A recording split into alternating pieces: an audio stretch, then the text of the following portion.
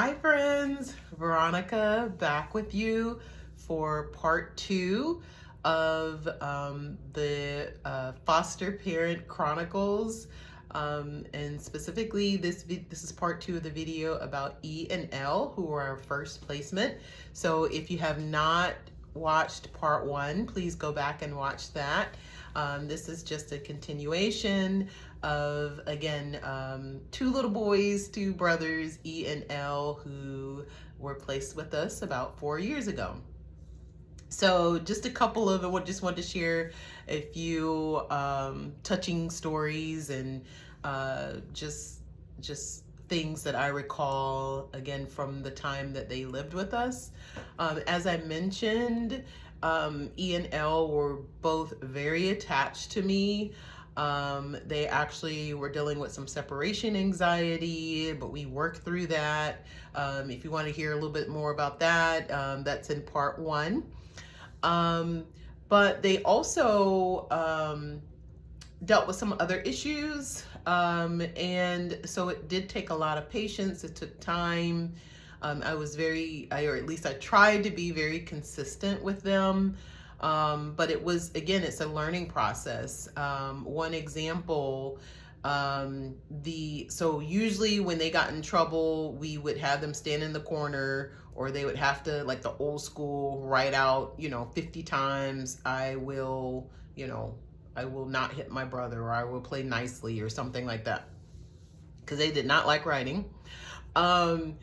So, because as a foster parent, you cannot physically discipline the foster child. So you have to think of constructive ways to discipline, because the child still needs discipline, and they need to know that when there is negative behavior, that there are negative consequences to it. But at the same time, you also shower them with love.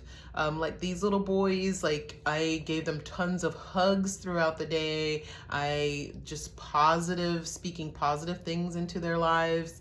At night, we had a bedtime routine where after they got ready for bed and they brushed their teeth and they got in bed, I would tuck them both in. I would read them a bedtime story. And as I said, they were like 7 and 8, or 8 and 9 at this point. So that they didn't have someone to read to them on a nightly basis. And so it was very special for them. I didn't realize how special until one day they had done something that day. And so I put them to bed and I said, you guys are going to bed, and no story, nothing. And they cried. Like it broke my heart.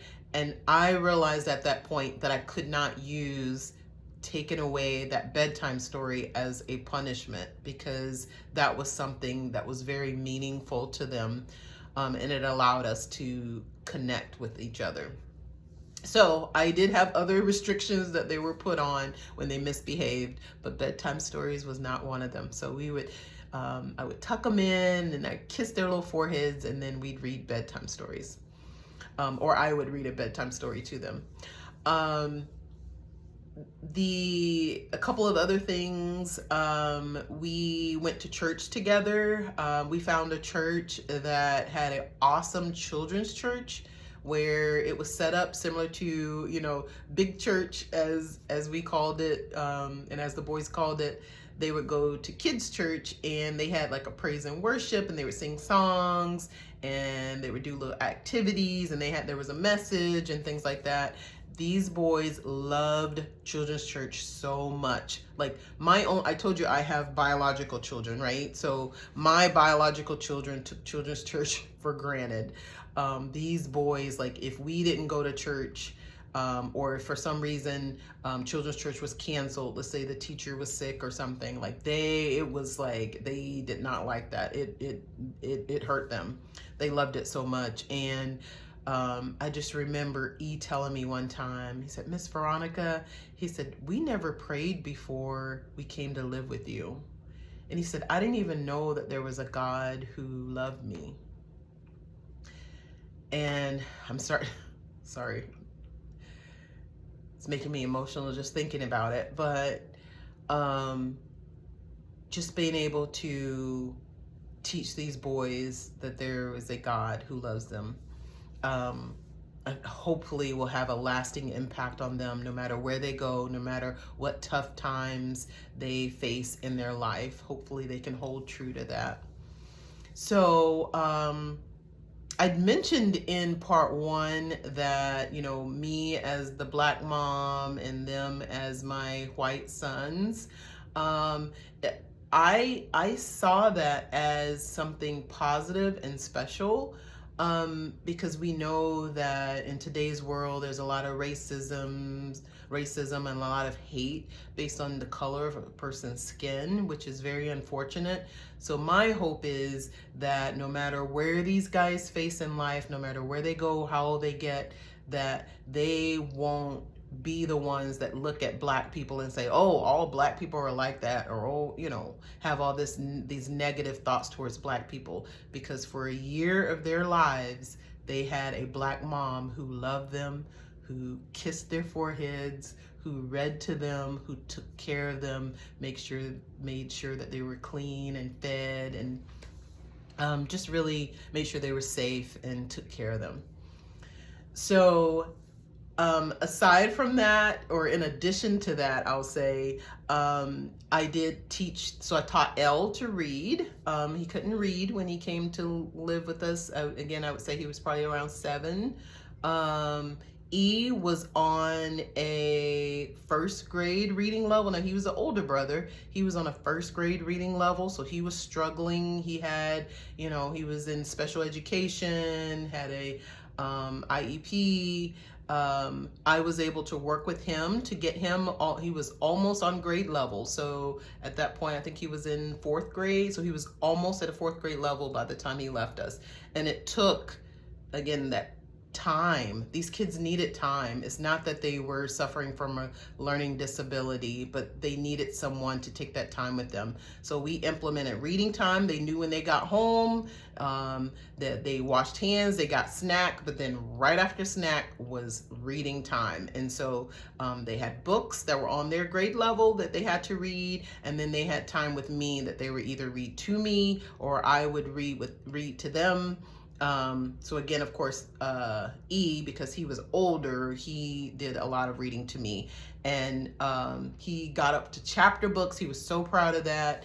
I hope he still has a love of reading, because again, that's something that's going to carry him through life. You have to be able to read. And he, of course, was getting that assistance at school, but just at school is not enough, because that was the other issue with them. They had changed schools. So again, as I said, E was at the time in 4th grade. They had changed schools probably 4 or 5 times, and by the time he was in 4th grade. And they were not going to school. I was told that they were being reported repeatedly for truancy. So again, think back to, as I said in part 1, when they came into state custody, it was partly because, or largely in part to, the fact that they were homeless. They were living in Dad's vehicle with him and their other siblings. So there wasn't a consistent place for them to go to school. And especially if mom dealing with substance abuse, obviously if she's impaired, she can't get up in the morning and get her kids ready for school. So there was a lot of missed schools. I made sure those boys were at school unless they were sick or unless we had a court hearing or something. They were at school.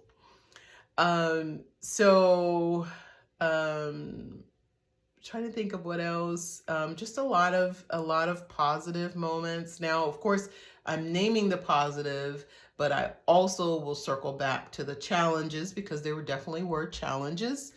And more so with L than with E, because L, as I mentioned in part 1, had some potty issues, and that did include smearing. So won't get too graphic in this video. I'm pretty sure most of you parents know what I'm talking about.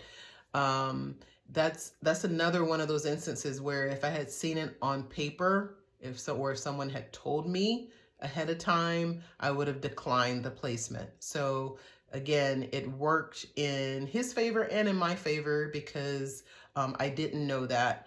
Um, so, and I don't even think the department knew that. They can only share with you when the people from placement call. They can only share with you what they know, and a lot of times they don't have very much information.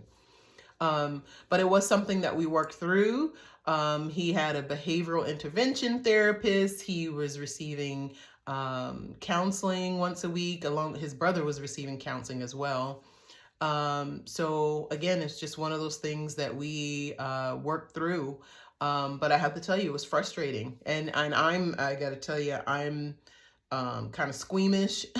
So without getting graphic, that's not something that I would wish on anyone. But it is one of those things where I had to keep in the forefront of my mind that it's not he was not being malicious. He was not being, deliberately doing the things that he was doing. It was a condition, and I had to help him through it. That's what I was called to do. So going back to going back to just another quick story that I thought about. One time we were in Walmart. So again, this Black woman with these 2 white children. And I told you at one point, shortly before they left, they started calling me mom, L more so than E.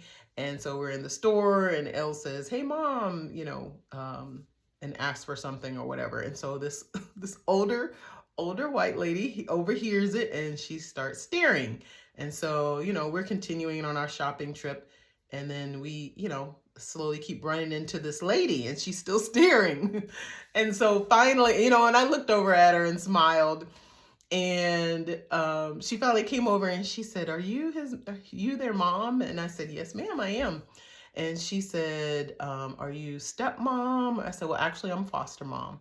And she said, "Oh, that's odd." And she just looked at me and then looked at them and then looked back at me. And she said, "That's so awesome what you're doing." And so we did get a lot of those stares. And for those of you who are doing interracial fostering or even adoption, you probably get those stares too. Of course, there's going to be ignorant comments from time to time, but for the most part, people were curious, and once they knew, I didn't always tell them that I was foster mom. I kind of took the lead from my boys because number one, I didn't want to disclose them as foster children unless they were okay with it. But most of the time they would tell people, like we'd be somewhere and they'd be like, "Hey, that's your mom." They're like, "Yeah, we're in foster care." And so I kind of talked to them, privately and said, "Hey, everybody doesn't need to know that, okay?" But at the same time, on the other hand, I didn't want there to be a negative stigma. I didn't want them thinking, "Oh, I'm in foster care, something's wrong with me." So if they were willingly disclosing it to people, then that's okay with me. So, yeah. So other than that, it was a wonderful time with them. So I say wonderful time, but it was bittersweet because, again, we did have those rough moments. I just remember when it came time for them to leave that we were going through those rough weeks. And, time where I'm just frustrated. And I mean, I'm the mom of my biological children as well. I recall those times, right? You, as a parent, you're going to have those times where you're frustrated. It's a part of the role. And I just remember being frustrated, and I'm like, "Oh my goodness, I'll be so glad when this is over. I'll be glad when when they leave." And then I'd feel guilty because I had those thoughts. So it was all of this, these emotions going on. But I remember when the caseworker came to pick up those 2 little boys, and she drove into the driveway, and I helped load them up, and I loaded up their stuff, and she drove off, and I sat in my driveway and cried my eyes out. Like, it was very painful for me. Um, so to answer the question about is it hard when they leave, the answer is absolutely yes. But the alternative is the child does not have anyone that they connect with. They don't have that healthy bonding with a safe adult, and the child needs that. So if that means if Veronica has to sit and cry for a day or two and eat a pint of ice cream and whatever, grieve, in order for that child to have that healthy relationship, then so be it. I'm willing to do that. And so again, that just answers that question. It is hard, it can be hard, but it is much needed. And I can tell you, I'm grateful that the parents have allowed E and L to remain in our lives. And they came over one Christmas and we did like gingerbread houses and all this other stuff. They came one summer and we went to the pool and all this other stuff. But I just remember when I first saw them, so it had been several months since they left us, and when they got out of the car, Elle ran over to me. Now, keep in mind, Elle is the one with most of the behavioral issues, and so I felt like I was constantly disciplining, constantly on him, constantly, just correcting all the, I felt like it was,